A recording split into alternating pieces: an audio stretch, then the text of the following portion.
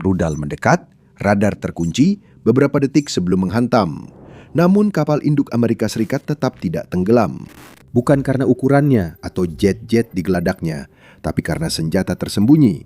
Kini, dari luar, kapal-kapal ini tampak tak terkalahkan.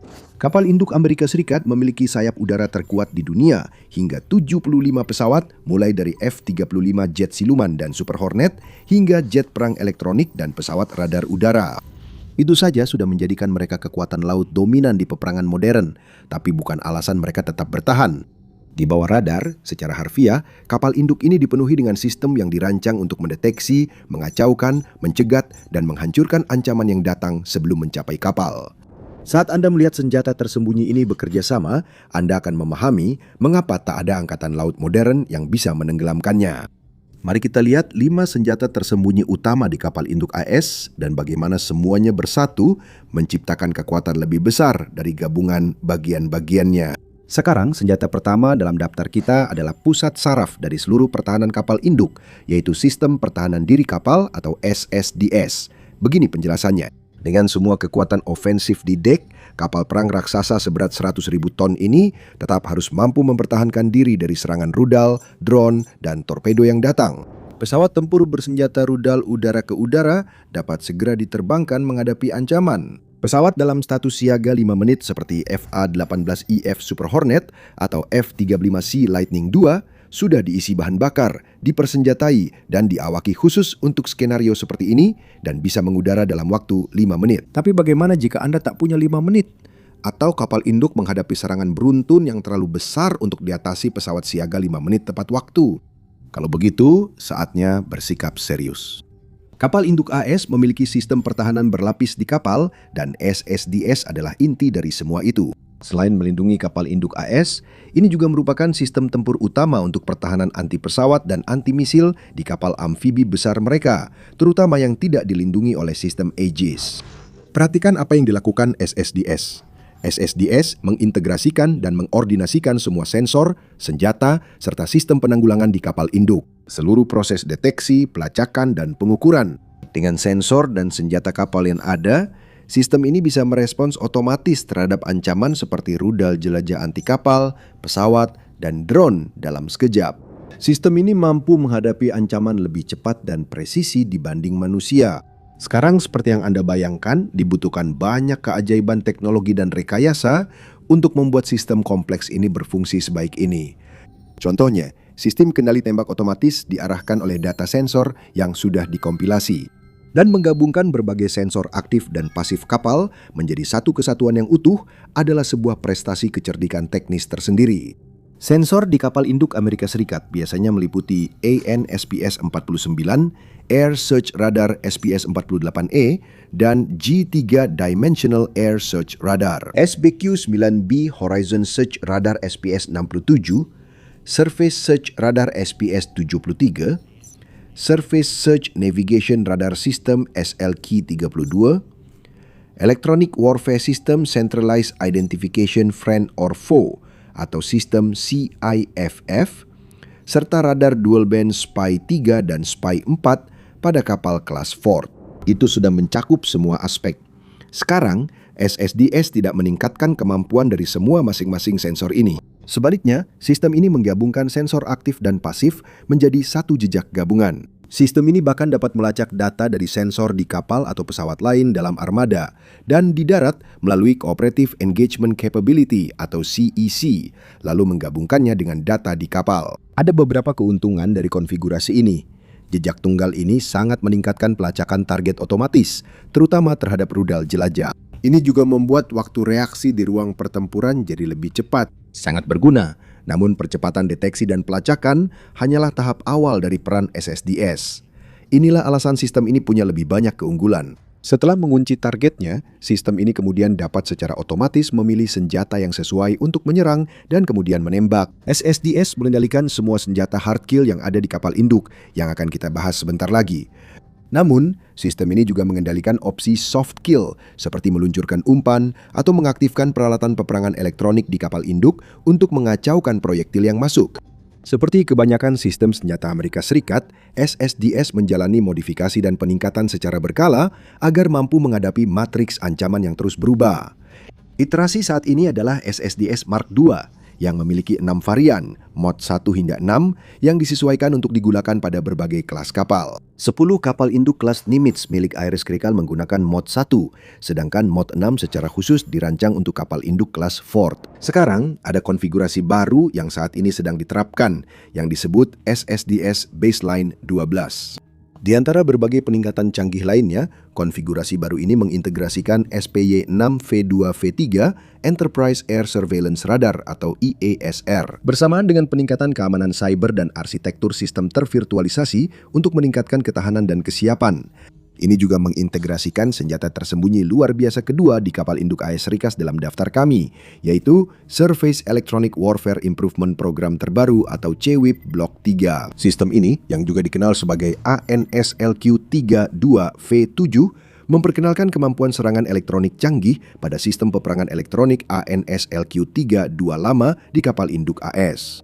Peperangan elektronik atau EW tentu saja adalah proses mengganggu sinyal yang membimbing dan mengendalikan ancaman musuh yang masuk sehingga mereka meleset dari target, dieliminasi atau ditangkap.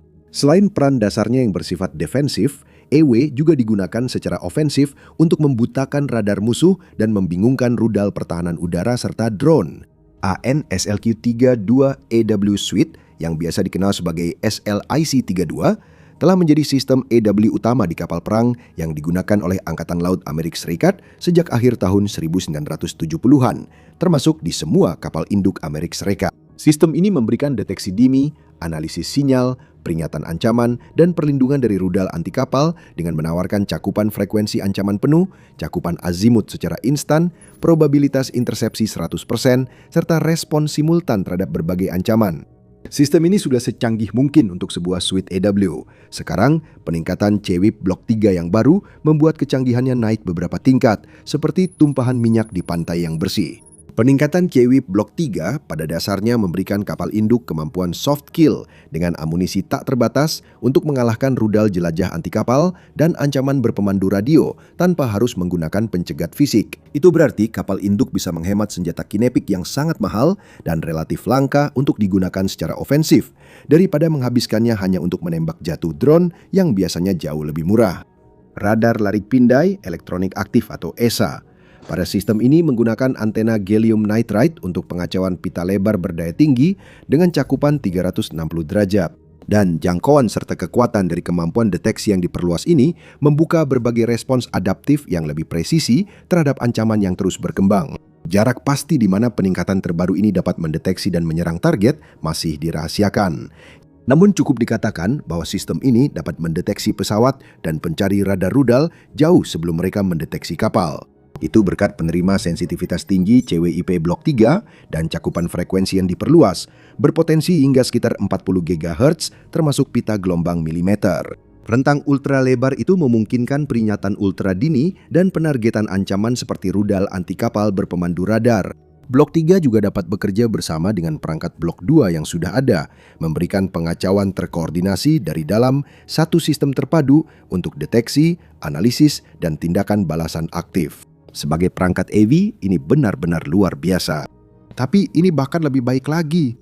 Array SA berdaya tinggi itu memungkinkan Blok 3 menghasilkan berkas sempit terfokus untuk serangan elektronik jarak jauh yang presisi. Sinar-sinar ini dapat mengacaukan atau menipu beberapa pencari rudal yang datang dan radar penargetan secara bersamaan kemungkinan besar mengganggu sistem pemandu musuh hingga cakrawala radar atau lebih jauh. Itu berguna tak hanya melindungi kapal induk, tapi juga pertahanan armada keseluruhan. Faktanya, CEWIP Blok 3 dirancang khusus untuk integrasi yang lebih mendalam dengan sistem lain, termasuk yang belum dikembangkan. Ini mendukung fungsi SIGINT, komunikasi, dan radar melalui arsitektur terbuka berbasis perangkat lunak, yang berarti Amerikas dapat dengan mudah mengintegrasikannya ke dalam operasi maritim terdistribusi dan terhubung ke seluruh lingkungan komando dan kendali lintas domain. CEWIP Blok 3 juga mendukung integrasi AI, peperangan elektronik kognitif, dan efek cyber untuk menghadapi ancaman yang muncul seperti kawanan drone. Yang terpenting, sistem ini memberi penilaian kinerja waktu nyata lewat algoritma Sparta, memungkinkan SSDS terus mengoptimalkan efektivitas penanggulangan. Mungkin ini bukan senjata yang paling glamor dibandingkan misalnya pembom siluman, tapi di era peperangan yang semakin canggih ini, sistem ini bisa jadi merupakan komponen paling krusial dalam pertahanan kapal induk Amerika Serikat. Ini bisa dianggap sebagai lapisan kedua di belakang otak SSDS dengan jangkauan terjauh. Sekarang mari kita bicara tentang daya tembak dan lanjut ke senjata ketiga dalam daftar kita, yaitu RIM 116, Rolling Airframe Missile atau RAM. RIM 116 adalah rudal permukaan ke udara yang ringan, bereaksi cepat, dan fire and forget yang dikembangkan bersama oleh Amerika Serikat dan Jerman. Rudal ini berfungsi sebagai sistem pertahanan titik yang sangat penting untuk kapal perang karena dirancang khusus untuk menghancurkan rudal jelajah anti kapal, drone, pesawat, dan ancaman asimetris lainnya dalam jarak dekat. Ini bukan sekedar rudal biasa, popularitasnya saja sudah jadi bukti. Pertama kali digunakan pada tahun 1992, 3 varian berbeda, yaitu RIM 116 atau Block 0 116B atau Block 1 dan 116C atau Blok 2 telah dioperasikan di lebih dari 100 kapal milik Angkatan Laut Amerika Serikat, Jerman, Jepang, Korea Selatan, Yunani, Turki, Mesir, Arab Saudi, Uni Emirat Arab, Meksiko, dan negara-negara sekutu lainnya. Itu dipasang di semua kapal induk super Amerika Serikat sebagai garis pertahanan terakhir. Varian Blok 2 yang saat ini sedang diproduksi secara massal memiliki panjang 9,45 kaki, diameter 6,25 inci, lebar sayap 12,65 inci, dan beratnya sedikit di bawah 195 pon.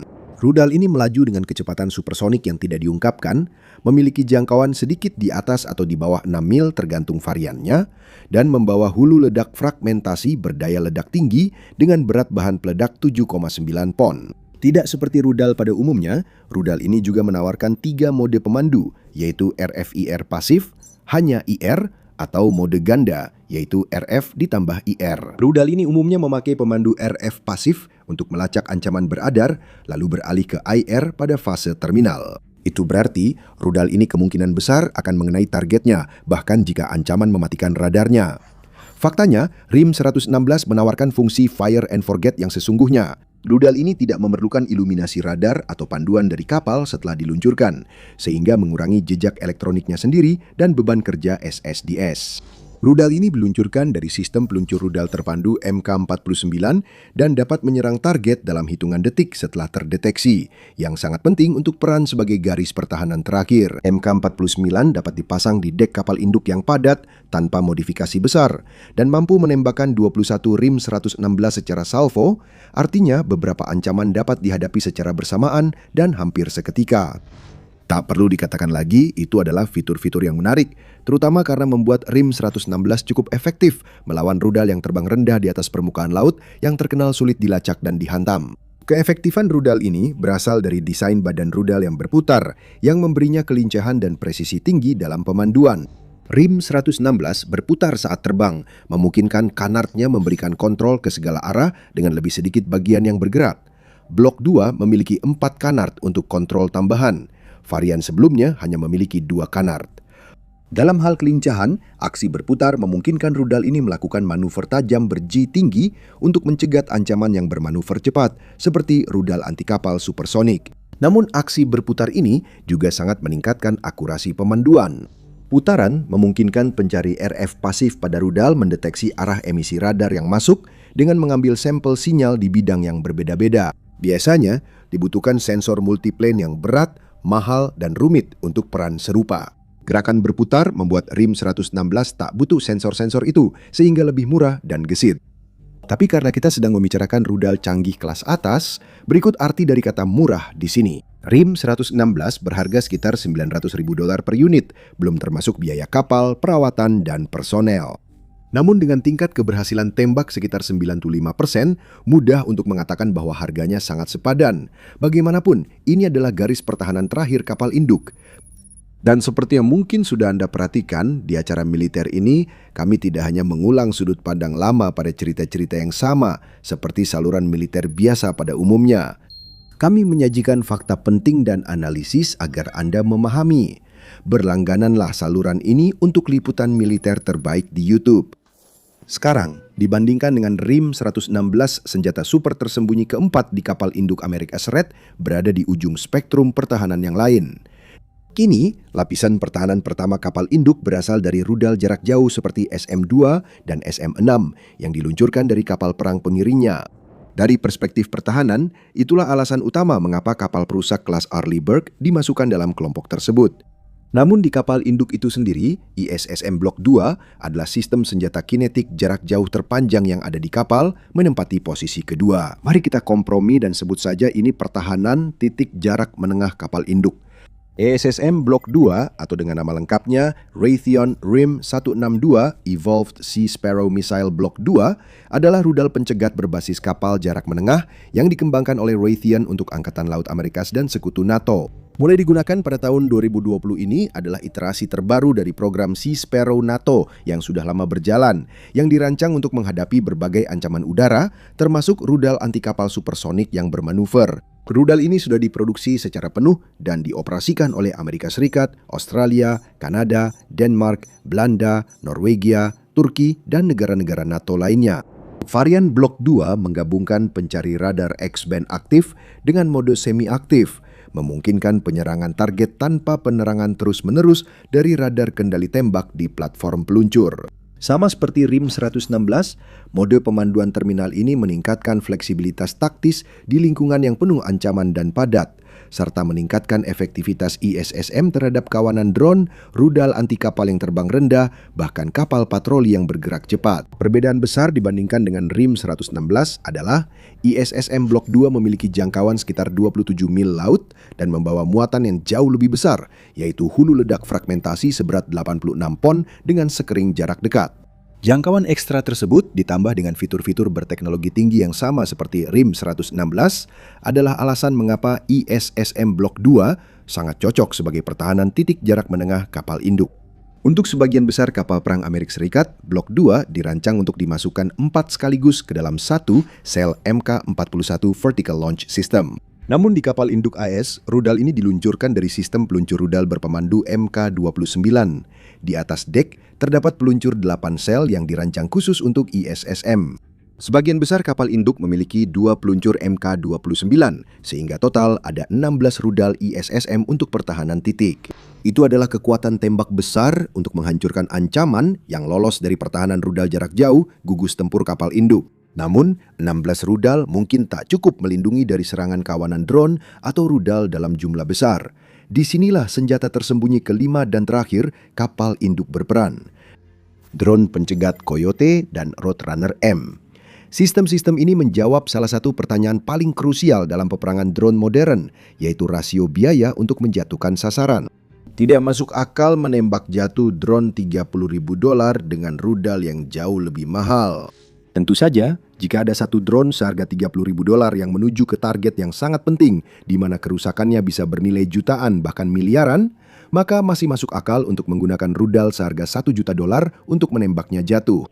Tapi bagaimana jika ada segerombolan drone murah, mematikan dan lincah yang mendekat? Menghabiskan semua rudal mahal Anda untuk menjatuhkan mereka, mungkin tidak akan menjatuhkan semuanya, tapi itu bisa membuat pertahanan Anda habis. Untuk jawabannya, kita perlu melihat ke Ukraina. Menghadapi gerombolan besar drone Shahid Jeron Rusia setiap malam selama beberapa tahun, tidak ada yang lebih sadar akan masalah ini selain orang Ukraina. Dan mereka menemukan solusi yang cerdik namun sangat praktis. Menjatuhkan drone dengan drone. Dan sekarang seluruh dunia ikut-ikutan. Bagi armada kapal induk AS, ancaman dari gerombolan drone terus meningkat. AS sudah merasakannya pada tahun 2025 saat operasi singkat mereka, Operasi Rough Rider, melawan Houthi Yaman dan memutuskan bahwa kapal induk mereka perlu melawan dengan cara yang sama seperti yang dilakukan Ukraina.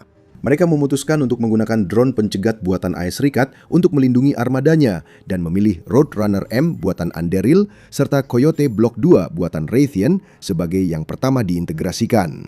Coyote Block 23NK adalah pencegat loitering bertenaga jet yang diluncurkan dari tabung dengan harga sekitar $100.000 hingga $125.000 per unit.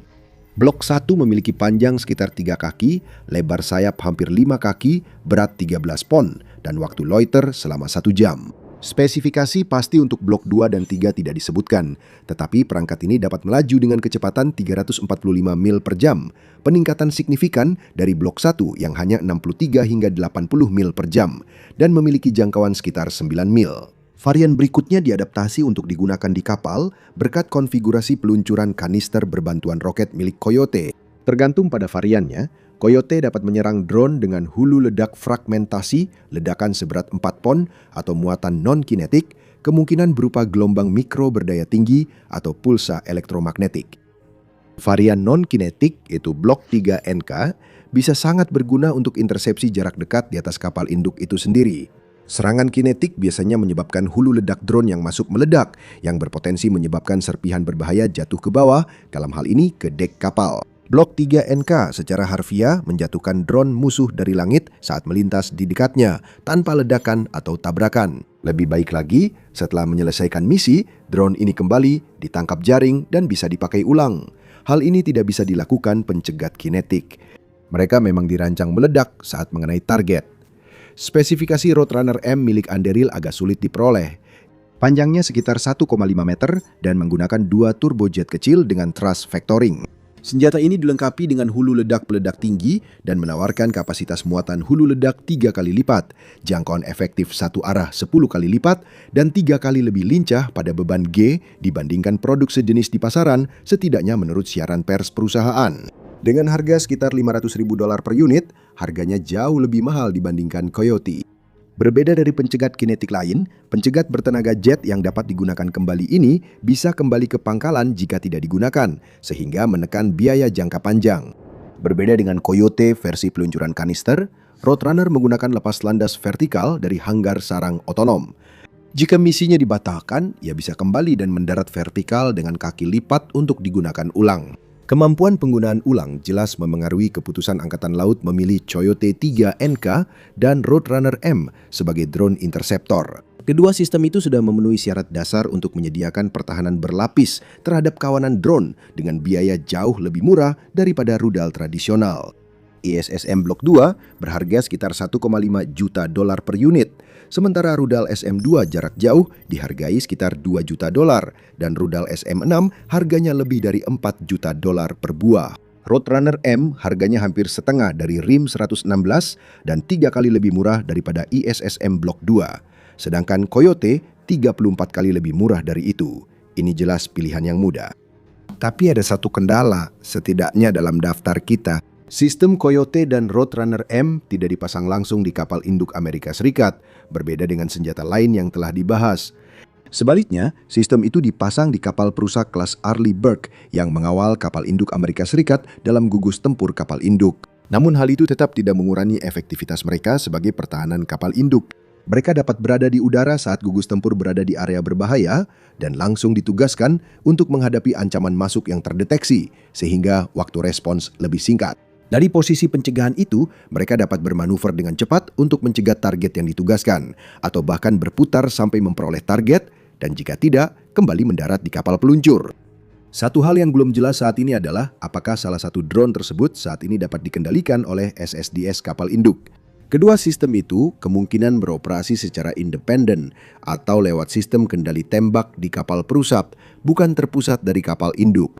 Jika kelima sistem senjata tersembunyi digabungkan, akan terbentuk pertahanan berlapis yang mampu melindungi kapal induk dari berbagai ancaman. Ancaman tersebut harus melewati rudal jarak jauh dari kapal perusak pengawal kapal induk yang bisa menyerang hingga 200 mil. Mereka juga harus lolos dari gangguan sinyal dan serangan elektronik langsung CWIP Blok 3 yang bisa dimulai dari luar cakrawala. Jika lolos dari gangguan itu, mereka masih harus menghadapi ESSM Blok 2 yang bisa menyerang dari jarak 27 mil. Jika mereka berhasil melewati semua itu, RIM 116 dan drone pencegat siap membereskan sisanya. Itulah sebabnya hampir mustahil untuk menenggelamkan kapal induk Amerika Serikat. Anda harus melewati semua lapisan senjata tersembunyi, namun luar biasa itu sebelum Anda bisa mencoba. Meskipun begitu, kapal induk yang perkasa mungkin akan menjadi usang juga. Tonton video ini untuk mengetahui alasannya, dan terima kasih sudah menonton.